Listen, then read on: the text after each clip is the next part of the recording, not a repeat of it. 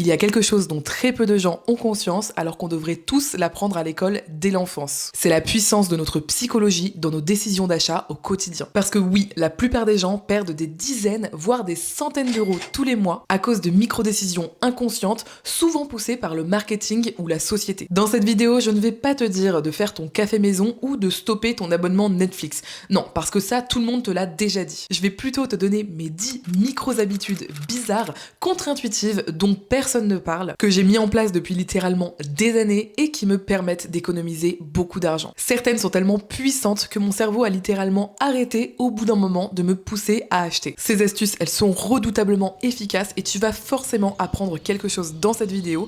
Donc si ça t'intéresse, c'est parti!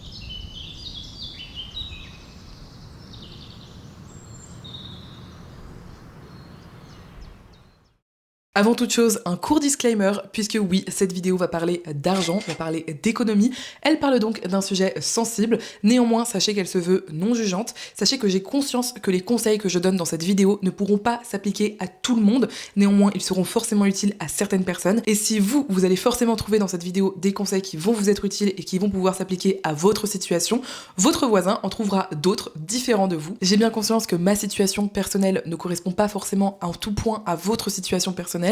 Néanmoins, je pense que mon expérience peut totalement vous servir. Donc voilà, ne vous sentez pas jugé, c'est pas l'objectif. Vraiment, tout est dit ici avec bienveillance et sans jugement. On commence avec la première micro-habitude qui est extrêmement puissante sur la psychologie dont personne ne parle et pourtant elle est extrêmement facile à mettre en place. Ça va être tout simplement dès lors que vous vous retrouvez dans une situation d'achat, par exemple lorsque vous êtes dans un magasin, vous n'allez pas regarder les prix tels qu'ils sont. Parce que oui, on le sait aujourd'hui, les entreprises manipulent les prix pour nous pousser à acheter plus. Pourquoi vous pensez qu'il y a énormément de 3,99€ dans les magasins? Tout ça c'est très réfléchi par beaucoup de cerveaux qui mettent des prix spécifiques pour vous pousser à acheter. Et mon astuce ici, c'est d'arrondir toujours les prix au-dessus lorsque vous faites un achat. Par exemple, vous voulez acheter un produit qui coûte 4,95€. Eh bien, psychologiquement, votre cerveau va retenir 4€. Maintenant, moi, je vous demande consciemment de toujours considérer cet achat comme un achat à 5€. Et vous allez faire ça pour tous vos achats. Donc par exemple, au-delà de 4,50€, vous allez toujours considérer que le produit coûte 5€. Vraiment, forcez-vous psychologiquement, vous vous dites, ce paquet de biscuits, il coûte pas 1,89€, il coûte 2€. Et ensuite, à partir de ce nouveau prix, vous allez réfléchir de est-ce que l'achat en vaut vraiment la peine. En arrondissant toujours les prix lorsque vous faites un achat, vous allez voir, il va se produire quelque chose de très simple dans votre cerveau. Vous allez considérer les produits pour la valeur qu'ils ont réellement, puisqu'on va pas se mentir, un produit à 3,89€, c'est très proche d'un produit à 4€. Et en prenant réellement conscience psychologiquement du prix de ce produit, vous allez régulièrement prendre la décision de ne pas acheter ce produit. Cette astuce, je la fais depuis des années. À chaque fois que j'en parle à des proches, ils me disent waouh, mais j'avais jamais pensé à faire ça. Puisque forcément, quand un truc est à 5,99€, régulièrement on se dit oui, c'est 6€. Mais si on se le dit pas vraiment consciemment, et si on se le dit pas pour tous les autres prix, pour ceux qui sont à 5,98€, à 5,89€, à 5,79€, etc., bah vous allez voir, vous allez forcément retenir 5€. Alors qu'en réalité, c'est très proche de 6€. Et si vous dites à votre cerveau 6€, vous allez faire ah oui, quand même, 6€, c'est cher. La deuxième astuce, pareil, c'est une astuce dont personne ne parle alors qu'elle est incroyable. Elle va aussi vous aider à vous apaiser d'un point de vue psychologique. Ça va être de revenir à vos habitudes d'avant l'ère des abonnements. Je sais pas si vous avez remarqué, mais depuis quelques années, ça doit bien faire une bonne dizaine d'années, il y a de plus en plus d'abonnements qui se sont immiscés dans notre quotidien. Si vous prenez vos parents, à l'époque où ils avaient votre âge, probablement que leurs abonnements, ils en avaient très peu. Ils avaient forcément un abonnement d'électricité, un abonnement pour l'eau, peut-être éventuellement un abonnement à un journal ou à un magazine, mais en gros, ça s'arrêtait là. Maintenant, prenez vous, aujourd'hui, ou même globalement les personnes de votre société, et regardez quels abonnements ils payent tous les mois. Et alors là, vous allez forcément vous rendre compte et vous dire, bah oui, c'est vrai, j'ai un abonnement pour le vélo électrique de ma ville, j'ai un abonnement pour la musique, j'ai un abonnement sur YouTube pour pas avoir les pubs, j'ai un abonnement Amazon pour payer moins cher la livraison, j'ai un abonnement Netflix, Disney+, Canal+. Finalement, quand vous regardez, il y a énormément d'abonnements qui se sont cumulés ces dernières années et c'est pas pour rien si on vous les propose, c'est parce que c'est vraiment rentable. Il y a beaucoup d'entreprises aujourd'hui, des entreprises du digital notamment, qui vivent uniquement de ce système d'abonnement. Et le problème, c'est qu'on a normalisé tout ça. On a dit, bah oui, si je veux écouter la radio ou de la musique, c'est normal que je paye un abonnement. Bah oui, si je veux regarder des émissions ou des séries, c'est normal que je paye un abonnement. Et là, je vous propose vraiment de réfléchir à comment vous faisiez avant l'ère des abonnements. Et est-ce que vous écoutiez de la musique à l'époque ? Est-ce que vous regardiez des films, des séries à l'époque ? La réponse est forcément oui, puisqu'à l'époque, on avait tout simplement des postes radio qu'on écoutait, on avait des CD pour écouter la musique, on avait une télé avec des DVD ou des Blu-ray pour regarder des séries, et moi, je vous invite vraiment à réfléchir à ça. Parce que concrètement, aujourd'hui, si vous achetez un lecteur DVD ou un lecteur Blu-ray d'occasion, ça va vous coûter en gros 10€. Pareil pour les CD, vous pouvez aussi les emprunter dans votre médiathèque, et là, vous allez avoir quelque chose de très puissant qui va se produire. Déjà, vous allez être beaucoup plus détendu d'un point de vue psychologique, parce que tout simplement, vous n'allez pas avoir toutes les stimulations qui sont inhérentes, si vous voulez, à tous ces abonnements. L'abonnement pour la musique, pour les podcasts, etc., même si c'est un abonnement qui est payant tous les mois, on a de la pub très régulièrement dessus.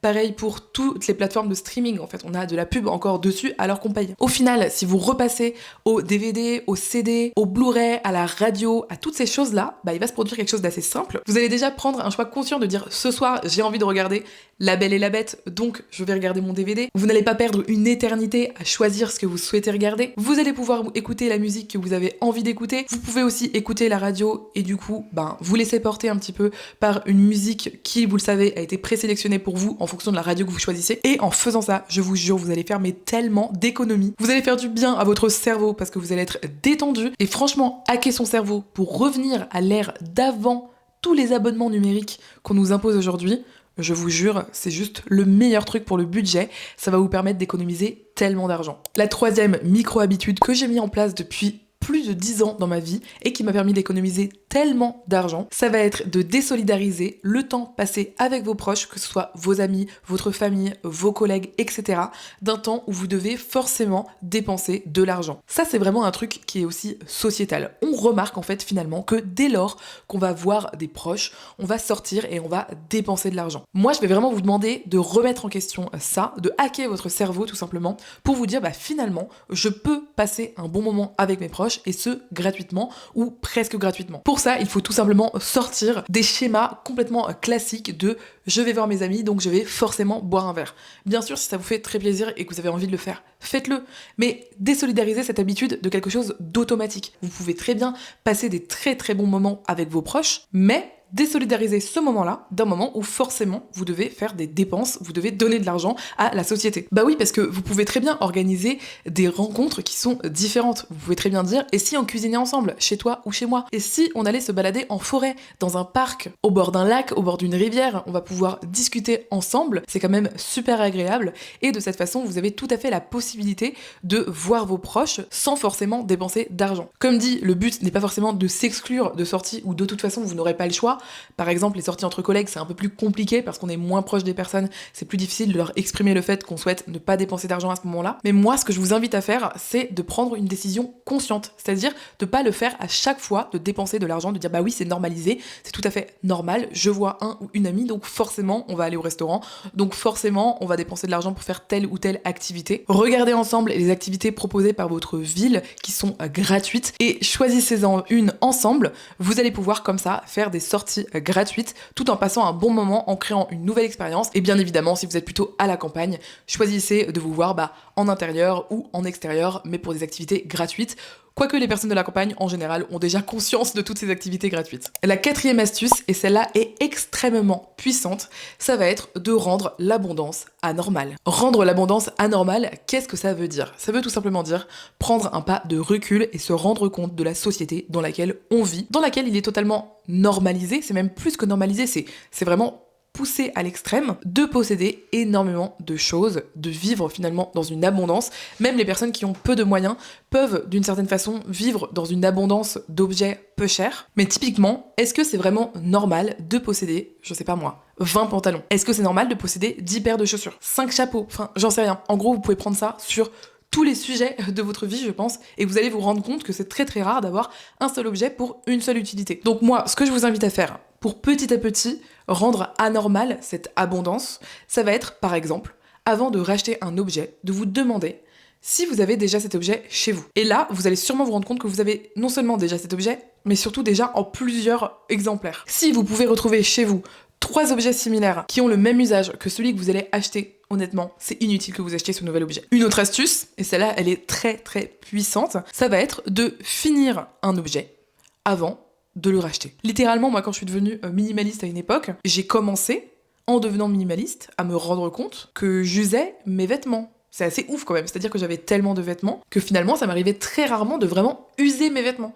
Et donc maintenant, au final, j'use tous mes vêtements. Dans le maquillage, c'est pareil. Qui a déjà fini son rouge à lèvres avant d'en racheter un autre ? Ça n'existe presque pas dans notre société, de dire vraiment je vais jusqu'au bout du rouge à lèvres. On va avoir 5 baumes à lèvres, 15 rouges à lèvres, 3 poudres différentes, 7 blushs différents lorsqu'on se maquille. Et honnêtement, si vous commencez déjà ne serait-ce qu'à finir un blush avant d'en racheter un nouveau, de vous mettre cette règle, vous allez voir, vous n'allez pas racheter de blush dans l'année en fait. Et ça va vous permettre de faire énormément d'économies. Parce que petit à petit, vous allez dénormaliser l'abondance. Et je vous assure qu'en appliquant ces petites règles au quotidien, vous allez économiser énormément d'argent. La 5e astuce, et celle-là je crois qu'on est beaucoup à l'avoir faite dès lors qu'on a commencé à travailler, ça va être tout simplement, dès lors que vous faites un achat, vous le convertissez en heures travaillées. Imaginons que vous soyez payé 10 € net de l'heure, donc vous êtes en gros un tout petit peu au-dessus du SMIC. Et bien dès lors que vous faites un achat, dites-vous combien de temps de travail ça m'a pris pour récupérer cet argent-là et le dépenser maintenant. Et moi ce que je fais aussi, c'est que je compare carrément,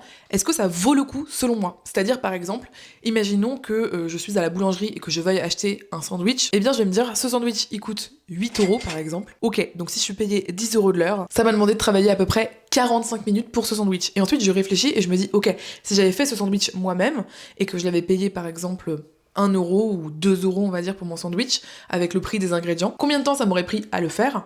Grosso modo, ça m'aurait pris peut-être 10 minutes. Et là, je me dis, ça vaut beaucoup plus le coup, en fait. Parce que j'aurais jamais passé, si vous voulez, 45 minutes à faire un sandwich. Ou alors, ça aurait été un excellent sandwich, vous voyez. Et donc, je réfléchis à ça pour tous mes achats. C'est un truc que je fais moins aujourd'hui, mais que je faisais beaucoup à l'époque, lorsque j'étais plus jeune. Et vraiment, il y avait tellement d'achats que je renonçais à faire en faisant cette comparaison. Parce que vraiment, je me rendais compte, je me disais, à la sueur de mon front, bosser 3 heures pour... j'en sais rien moi, une exposition par exemple, ça vaut pas le coup en fait, parce que moi j'ai pas passé 3 heures dans cette exposition, l'échange il est pas équitable si vous voulez. Voilà, donc dites-moi en commentaire si vous avez aussi déjà fait cette astuce, je pense que c'est l'une des plus courantes dont je vais parler dans cette vidéo, mais ouais, je suis curieuse de savoir si j'étais la seule à faire ça, cette comparaison entre mon taux horaire et ce que j'achète. La 6e astuce, ça va être de toujours favoriser le meilleur rapport qualité-prix plutôt que de toujours favoriser le meilleur prix. Il y a une expression que j'aime beaucoup, quoi qu'elle soit un petit peu provocante, on va parler de pourquoi après, c'est « je suis trop pauvre pour acheter de la merde ».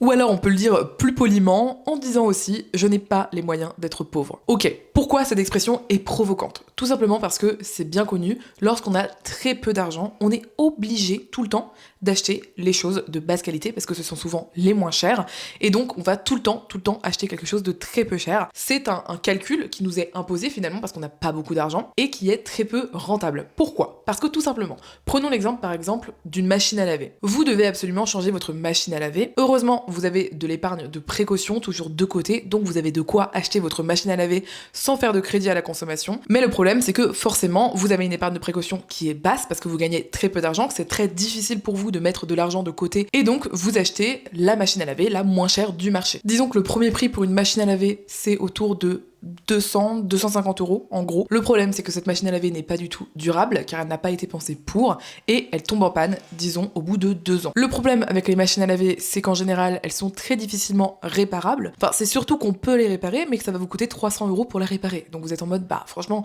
je l'ai payé 250 €, je vais en racheter une, ça va me coûter moins cher et elle sera plus durable. Le problème c'est que si vous faites ça tous les 2 ans, au bout de 10 ans, le coût de vos machines à laver, ça vous aura coûté 1250 € environ. Maintenant, prenons une personne avec des moyens, une personne qui n'est pas pauvre et qui peut se permettre d'acheter l'un des meilleurs produits du marché. Donc on va dire par exemple une machine à laver très durable que cette personne va payer dans les 1000 €. Eh bien, il y a de fortes chances que cette personne puisse garder sa machine à laver pendant plus de 10 ans sans avoir à la réparer. Et là, si on fait le calcul, au bout de ces 10 ans, eh bien, ça vous aura coûté finalement moins cher d'avoir la machine à laver haut de gamme que d'avoir la machine à laver bas de gamme. Et ça, on peut le faire pour tout. Je trouve que l'exemple des chaussures est très parlant. Les chaussures, c'est un truc qui, en pas cher, peut vraiment s'user très très très vite et on va devoir les changer extrêmement régulièrement. Et là, on est vraiment coincé finalement dans ce cercle vicieux où on est tout le temps obligé de racheter et au final, les pauvres vont payer plus cher pour finalement une expérience d'utilisation vraiment beaucoup plus désagréable parce que tout simplement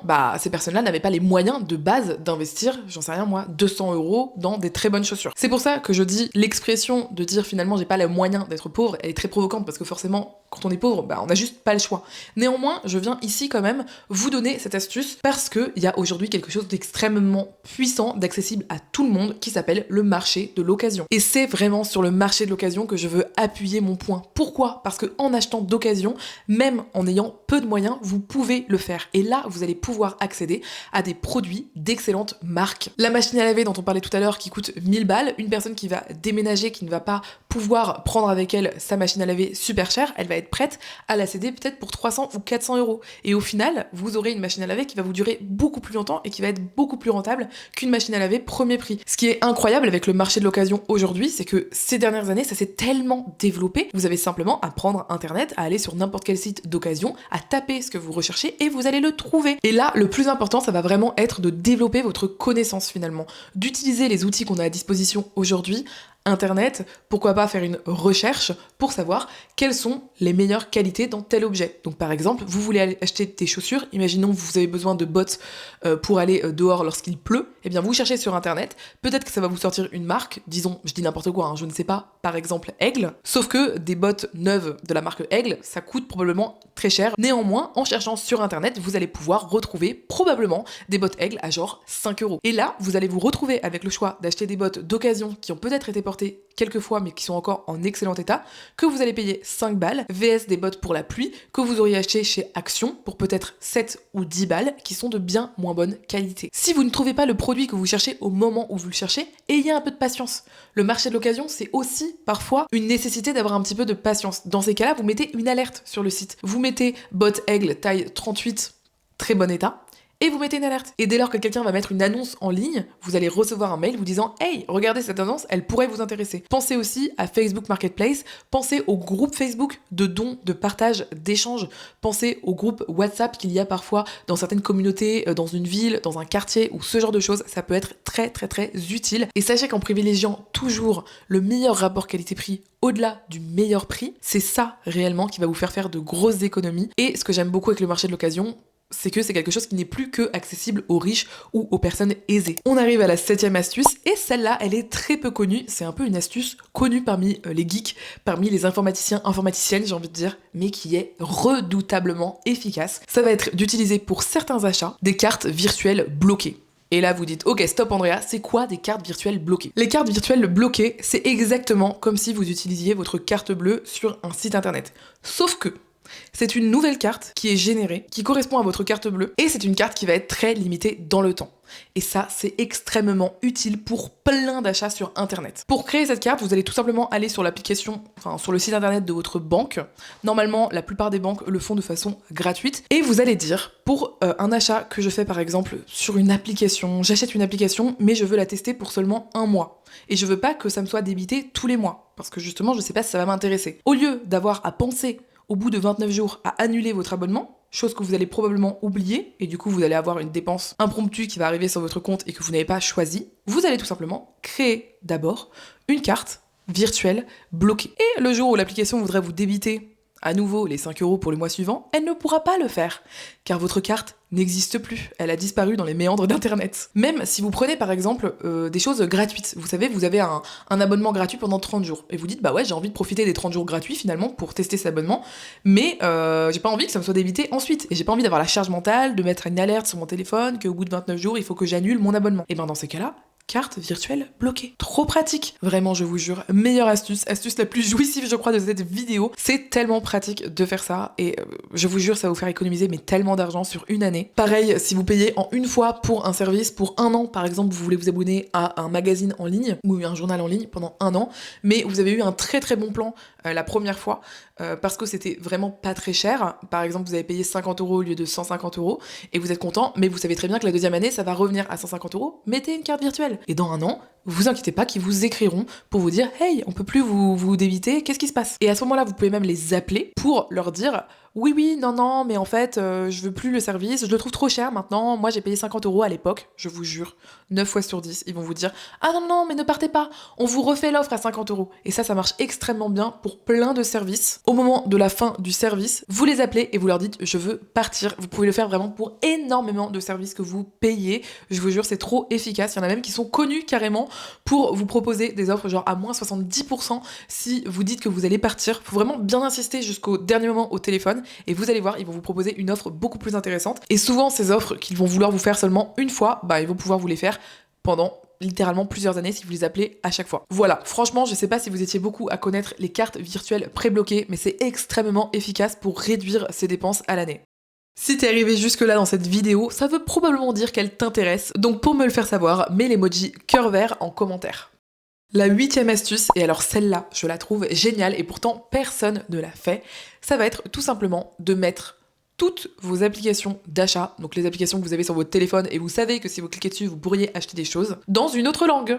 Et là, par exemple, imaginons que vous ayez fait LV2 allemand à l'école, que vous parlez un peu l'allemand, mais pas non plus hyper bien, pas couramment, mettez votre application en allemand. Ça va créer une barrière entre vous et l'application, entre vous et l'achat finalement, et ça va devoir vous forcer un petit peu à réfléchir. Vous n'allez plus faire des achats de façon compulsive parce que finalement vous êtes tellement fatigué psychologiquement que vos barrières psychologiques se sont baissées. D'ailleurs, c'est bien connu, le marketing est beaucoup plus efficace sur un cerveau après 17 heures. C'est pour ça que la fameuse fringale d'achat à minuit est finalement si connue parmi beaucoup de gens. Donc pour ça, il va falloir vous mettre des bâtons dans les roues. Votre vous du futur vous remerciera, je vous assure. Mettez vos applications d'achat dans une langue étrangère. Autre astuce, mettre ces applications d'achat en noir et blanc dès lors que vous cliquez dessus. Et dans ce cadre, c'est connu que en regardant quelque chose en noir et blanc, ça peut aussi fonctionner si vous avez tendance à regarder énormément les réseaux sociaux pendant des heures avant de vous coucher, par exemple. Forcez-vous à les mettre en noir et blanc. C'est connu que c'est beaucoup moins attrayant, en fait, c'est beaucoup moins agréable à regarder, et du coup, vous allez passer beaucoup moins de temps sur l'application en question.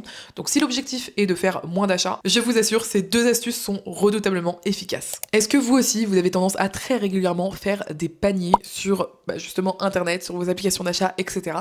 Et est-ce que vous craquez parfois trop rapidement en vous disant au final j'en avais peut-être pas si besoin que ça de ce produit-là, et pourtant ça m'a quand même coûté 49 €. Je crois qu'on est beaucoup à se retrouver dans cette situation, et moi je ne suis plus dans cette situation parce que j'applique une micro-habitude au quotidien qui est extrêmement efficace pour me faire acheter moins. C'est la règle des 72 heures. Cette règle, c'est tout simplement une règle qui veut que vous n'achetiez rien avant 72 heures. Alors moi j'ai quand même une exception à cette règle, c'est que si c'est vraiment urgent, genre c'est un truc pour le travail, j'en ai besoin absolument, je m'applique pas forcément cette règle, c'est logique. Mais dans 99% des cas, vous n'avez pas besoin de ce produit aussi rapidement.